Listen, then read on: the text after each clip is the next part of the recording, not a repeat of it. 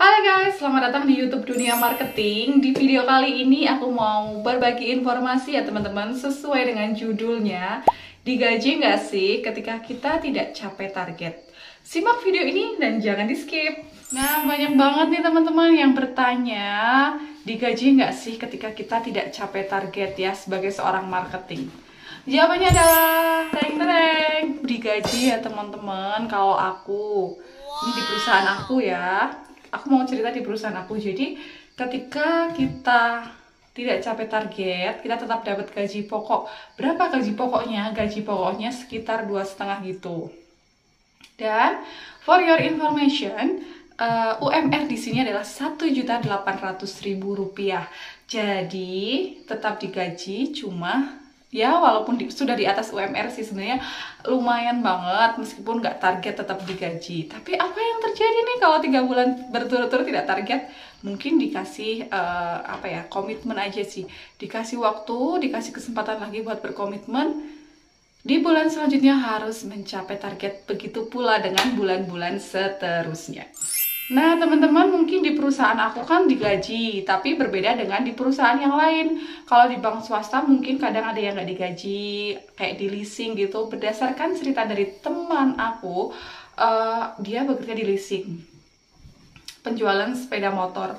Dan itu ketika kita sama sekali tidak bisa menjual unit, kita tidak digaji, itu ada. Tapi ada juga nih leasing satunya yang berbeda. Ketika kita tidak capai target, tetap dapat gaji pokok, tapi gaji pokoknya sedikit, kayak gitu teman-teman. Jadi berbeda-beda memang ya. Dulu seorang teman juga bercerita, dia bekerja di salah satu bank swasta sebagai marketing. Dia tidak digaji juga ketika dia tidak mencapai target gitu. Jadi kayak insentif ya, berarti dapatnya ya mereka sesuai, karena kan sesuai dengan target. Ketika tidak target berarti tidak dapat insentif. Ini berbeda dengan aku, ketika aku tidak target, alhamdulillah tetap digaji gitu teman-teman, walaupun ya gajinya segitu gitu, nggak bisa banyak gitu kan, tapi tetap bersyukur aja sih. Jadi intinya tuh jangan disamakan antara perusahaan satu dengan perusahaan yang lain, karena setiap perusahaan itu memiliki kebijakan yang berbeda-beda.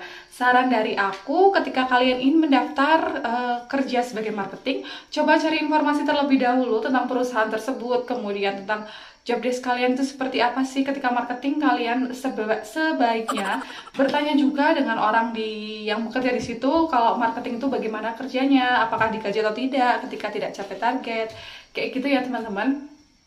Cuma kalau kelemahannya di perusahaan aku itu, ketika kita tidak target kan tetap digaji ya, gaji pokok.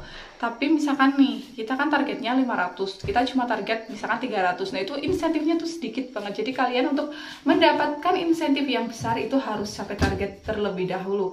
Berbeda dengan tahun-tahun yang sebelum COVID, itu kita tuh meskipun nggak target, terus kita misalkan udah pencairan belum target tapi udah pencairan banyak gitu ya, kita tetap dapat gaji banyak, bonusnya tuh cair gitu. Tapi kalau sekarang tuh udah berbeda lagi, karena kan kebijakan itu kan bisa diubah ya sewaktu-waktu oleh perusahaan tersebut kayak gitu. Dan saran dari aku juga, ketika kalian mendaftar, silahkan kalian mencoba untuk mendaftar bank BUMN saja ya. Karena apa? Karena kalau bank BUMN itu kan tentunya kayak lebih dijamin ya sih, nggak menjamin juga sih sebenarnya, cuma kan kayak lebih ya kalian nggak target tetap dapat gaji pokok gitu. Dengar-dengar sih gajinya lebih besar dari bank swasta, tapi kalau itu juga kembali lagi ke kebijakan dari bank tersebut gitu.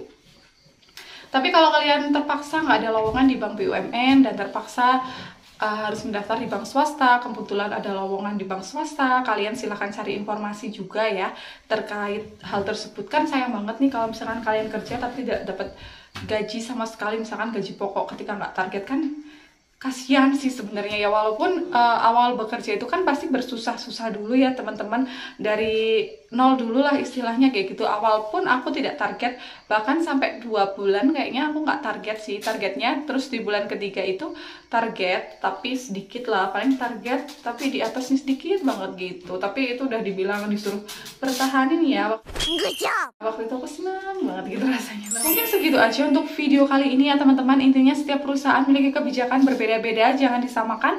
Perusahaan yang sini seperti ini, yang situ seperti itu, jangan disamakan karena semuanya berbeda-beda. Tadi aku udah sampaikan juga saran untuk kalian semua ya yang mau mendaftar sebagai marketing, khususnya pastikan juga dapat gaji atau enggak, kemudian job desk-nya gimana aja, marketingnya tuh fokus di apa gitu ya. Mungkin segitu aja untuk video kali ini. Terima kasih yang sudah menonton. Jangan lupa like, comment, share, dan subscribe. Bye bye. Maaf guys, kita udah bocil.